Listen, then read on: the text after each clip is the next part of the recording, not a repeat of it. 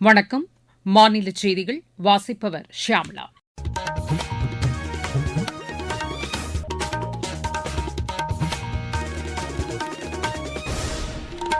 தலைப்புச் செய்திகள்.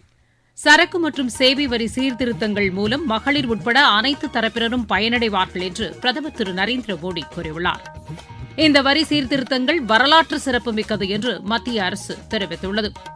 தகவல் தொழில்நுட்பத்துறையின் வளர்ச்சிக்கு கூடுதல் முக்கியத்துவம் அளிக்கப்பட்டுள்ளதாக தமிழக அரசு கூறியுள்ளது. வங்கக்கடலில் குறைந்த காற்றழுத்த தாழ்வு பகுதி உருவாகியுள்ளதாக வானிலை ஆய்வு மையம் தெரிவித்துள்ளது.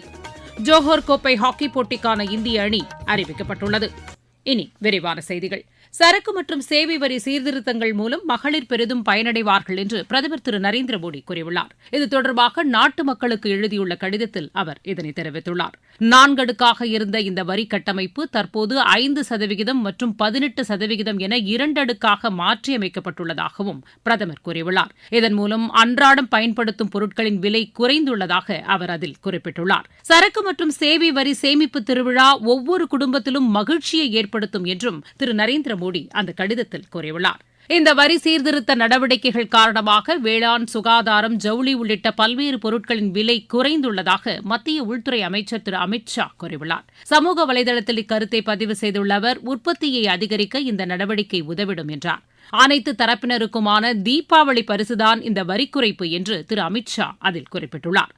மத்திய அரசு மேற்கொண்ட இந்த வரலாற்று சிறப்புமிக்க நடவடிக்கை மூலம் ஒவ்வொரு குடும்பத்தினரும் பயனடைவதாக தகவல் ஒலிபரப்புத்துறை அமைச்சர் திரு அஸ்வினி வைஷ்ணவ் கூறியுள்ளார். சமூக வலைதளத்தில் இக்கருத்தினை பதிவு செய்துள்ள அவர், பொதுமக்கள் உள்நாட்டில் உற்பத்தி செய்யப்படும் பொருட்களையே வாங்க வேண்டும் என்று கேட்டுக் கொண்டார். இதனைத் தொடர்ந்து செய்தியாளர்களிடம் பேசிய அவர், பொருளாதார வளர்ச்சிக்கு மேலும் உத்வேகம் அளிக்க இந்த நடவடிக்கை உதவிடும் என்றார். இந்த வரி சீர்திருத்த நடவடிக்கைகளை எதிர்க்கட்சிகள் குறை கூறுவது ஏற்புடையதல்ல என்றும் அவர் தெரிவித்தார். காங்கிரஸ் தலைமையிலான ஐக்கிய முற்போக்கு கூட்டணி ஆட்சி காலத்தில் வெறும் பேச்சளவில் இருந்த திட்டங்களை பிஜேபி தலைமையிலான மத்திய அரசு நிறைவேற்றியிருப்பதாக அவர் கூறினார்.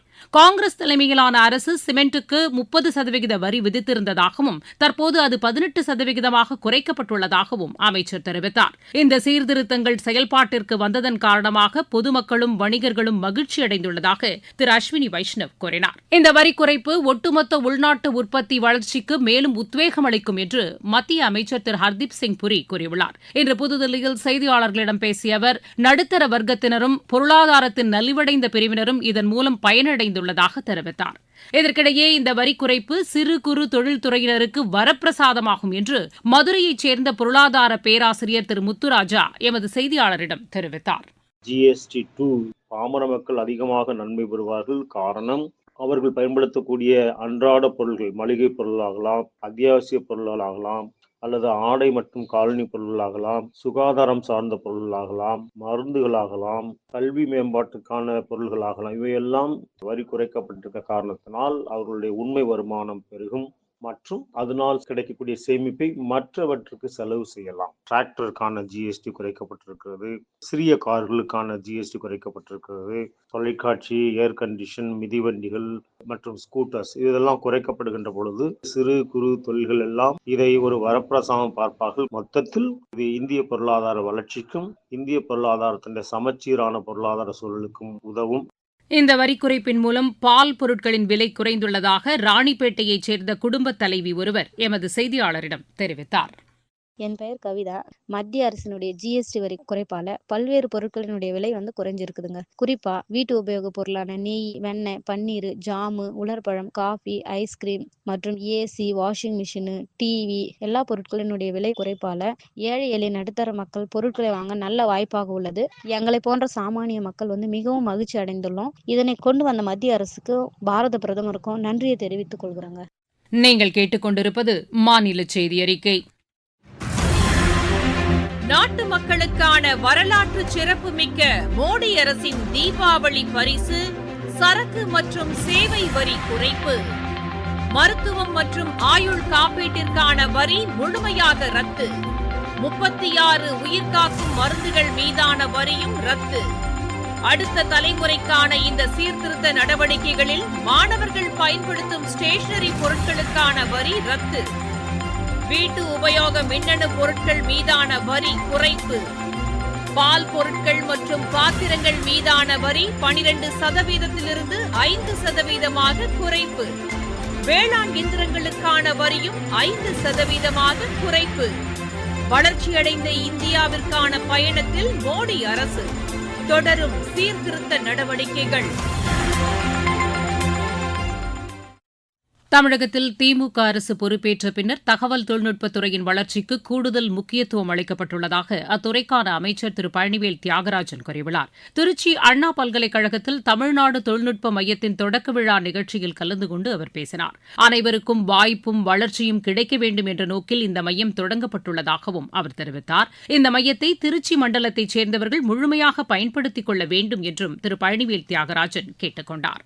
இஸ்ரோ தொடர்ந்து பல்வேறு சாதனைகளை படைத்து வருவதாக அதன் தலைவர் திரு நாராயணன் கூறியுள்ளார். சென்னை அருகே தனியார் தொழில்நுட்பக் கல்லூரியின் பட்டமளிப்பு நிகழ்ச்சியில் கலந்து கொண்ட பின்னர் செய்தியாளர்களிடம் அவர் பேசினார். இந்த வருஷம் பார்த்தீங்கன்னா நிறைய சாதனைகள் செய்திருக்கோம். 100வது ராக்கெட் சக்ஸஸாக விண்வெளிக்கு அனுப்பியிருக்கோம். NASA ISRO synthetic aperture radar satellite அது ஒரு பயங்கர காஸ்ட்லி சேட்டலைட். அந்த செயற்கைக்கோளை செய்து இந்தியாவில் தயாரித்த மாற்று ராக்கெட் மூலம் வெற்றிகரமாட்டு ஜூலை 30 அனுப்பியிருக்கோம். செயற்கைக்கோள் இப்போ ரொம்ப நல்லா ஒர்க் பண்ணிட்டு இருக்கு. அதுக்கப்புறம் இந்த வருஷம் ஸ்பேடக்ஸ் டாக்கிங் எக்ஸ்பெரிமெண்ட் வெற்றிகரமாட்டு முடிச்சிருக்கோம். ஆதித்யா L1 சூரியனை படிக்கக்கூடிய செயற்கைக்கோள் கழிஞ்ச வருஷம் ஜனவரி 6 L1 பாயிண்ட்ல கொண்டு நிலைநிறுத்தணும். வங்கக்கடலில் குறைந்த காற்றழுத்த தாழ்வு பகுதி உருவாகியுள்ளதாக சென்னை வானிலை ஆய்வு மைய இயக்குநர் திரு செந்தாமரை கண்ணன் கூறியுள்ளார். எமது செய்தியாளரிடம் பேசுகையில் அவர் இவ்வாறு கூறினார். இன்று காலை வடகிழக்கு வங்கக்கடல் பகுதிகளில் ஒரு காற்றழுத்த தாழ்வு பகுதி நிலவுகிறது. இது அடுத்த 24 மணி நேரத்தில் மேற்கு வடமேற்கு திசையில் நகரக்கூடும். மேலும் வருகின்ற 25ஆம் தேதி வாக்கில் மத்திய கிழக்கு வங்கக்கடல் பகுதிகளில் ஒரு காற்றழுத்த தாழ்வு பகுதி உருவாகக்கூடும். இது மேற்கு வடமேற்கு திசையில் நகர்ந்து 26ஆம் தேதி வாக்கில் தெற்கு ஒரிசா மற்றும் வடக்கு ஆந்திர கடலோர பகுதிகளில் காற்றழுத்த தாழ்வு மண்டலமாக வலுப்பெறக்கூடும். அடுத்து வரும் 2 நாட்களுக்கு வட தமிழகத்தில் ஒரு சில இடங்களிலும், தென் தமிழகத்தில் ஓரிரு இடங்களிலும், புதுச்சேரி காரைக்கால் பகுதிகளிலும் இடைமின்னலுடன் கூடிய லேசானது முதல் மிதமான வரை மழைக்கு வாய்ப்புள்ளது. கனமழையை பொறுத்தவரை அடுத்த 24 மணி நேரத்தில் நீலகிரி மற்றும் கோவை மாவட்ட மலைப்பகுதிகள், தேனி மற்றும் திண்டுக்கல் மாவட்ட மலைப்பகுதிகள், தருமபுரி, கிருஷ்ணகிரி, சேலம், திருப்பத்தூர் உள்ளிட்ட வட உள் மாவட்டங்கள், செங்கல்பட்டு, விழுப்புரம் மற்றும் கடலூர் உள்ளிட்ட மாவட்டங்களிலும், புதுச்சேரி பகுதிகளிலும் கனமழைக்கு வாய்ப்புள்ளது. கடல் பகுதியில் பலத்த காற்று வீசக்கூடும் என்பதால் மீனவர்கள் அடுத்த 2 தினங்களுக்கு மீன்பிடிக்கச் செல்ல வேண்டாம் என்றும் திரு செந்தாமரை கண்ணன் கேட்டுக் கொண்டார். மாவட்டச் செய்திகள். மதுரை மாவட்டத்திற்கு உட்பட்ட பல்வேறு பகுதிகளில் புதிய நியாய விலைக் கடைகளை மாநில அமைச்சர் திரு மூர்த்தி இன்று திறந்து வைத்தார். கன்னியாகுமரி மாவட்டத்தில் முன்னாள் படைவீரர் நல வாரிய நிர்வாகக் குழு கலந்தாய்வுக் கூட்டம் ஆட்சியர் திருமதி அழகுமீனா தலைமையில் இன்று நடைபெற்றது. நாமக்கல் மாவட்டம் ராசிபுரம் ரயில் நிலையத்தில் தூய்மையே சேவை இயக்கத்தின் கீழ் திறன் இந்தியா பயிற்சி மாணவிகள் தூய்மைப் பணிகளை மேற்கொண்டனர். திருவாரூர் மாவட்டத்தில் விவசாயிகள் குறைதீர் கூட்டம் வரும் வியாழக்கிழமை நடைபெறும் என்று ஆட்சியர் திரு மோகனசுந்தரம் அறிவித்துள்ளார். விழுப்புரம் மாவட்டத்தில் காவல்துறையினரின் வாகன சோதனையின் போது போதைப் பொருளை கடத்திய 6 பேர் கைது செய்யப்பட்டனர். விளையாட்டுச் செய்திகள். ஜோஹர் கோப்பை ஹாக்கி போட்டிக்கான இந்திய அணி அறிவிக்கப்பட்டுள்ளது. ரோஹித் தலைமையிலான இந்த அணியில் 18 பேர் இடம்பெற்றுள்ளனர். இப்போட்டி மலேசியாவில் அடுத்த மாதம் 11ஆம் தேதி தொடங்கி 18ஆம் தேதி வரை நடைபெறவுள்ளது. ஆசிய கேடட் வாழ்வீச்சு போட்டியில் இந்தியா 3 தங்கம், 3 வெள்ளி, 8 வெண்கலப் பதக்கங்களை வென்றது. உத்தராகண்டின் ஹல்த்வானியில் நடைபெற்ற இப்போட்டியின் ஒட்டுமொத்த சாம்பியன் பட்டத்தையும் இந்தியா கைப்பற்றியது. இலங்கையில் நடைபெற்று வரும் 17 வயதிற்குட்பட்டோருக்கான தெற்காசிய கால்பந்து போட்டியில் இந்தியா 3-2 என்ற கோல் கணக்கில் பாகிஸ்தானை வென்றது. துனிஷியாவில் நடைபெற்று வரும் சர்வதேச டென்னிஸ் போட்டியின் 1வது தகுதிச் சுற்று ஆட்டத்தில் இந்தியாவின் மாயா ராஜேஸ்வரன் வெற்றி பெற்றார். மீண்டும் தலைப்புச் செய்திகள். சரக்கு மற்றும் சேவை வரி சீர்திருத்தங்கள் மூலம் மகளிர் உட்பட அனைத்து தரப்பினரும் பயனடைவார்கள் என்று பிரதமர் திரு நரேந்திர மோடி கூறியுள்ளார். இந்த வரி சீர்திருத்தங்கள் வரலாற்று சிறப்புமிக்கது என்று மத்திய அரசு தெரிவித்துள்ளது. தகவல் தொழில்நுட்பத்துறையின் வளர்ச்சிக்கு கூடுதல் முக்கியத்துவம் அளிக்கப்பட்டுள்ளதாக தமிழக அரசு கூறியுள்ளது. வங்கக்கடலில் குறைந்த காற்றழுத்த தாழ்வு பகுதி உருவாகியுள்ளதாக வானிலை ஆய்வு மையம் தெரிவித்துள்ளது. ஜோஹர் கோப்பை ஹாக்கி போட்டிக்கான இந்திய அணி அறிவிக்கப்பட்டுள்ளது. செய்தி அறிக்கை நிறைவு பெற்றது.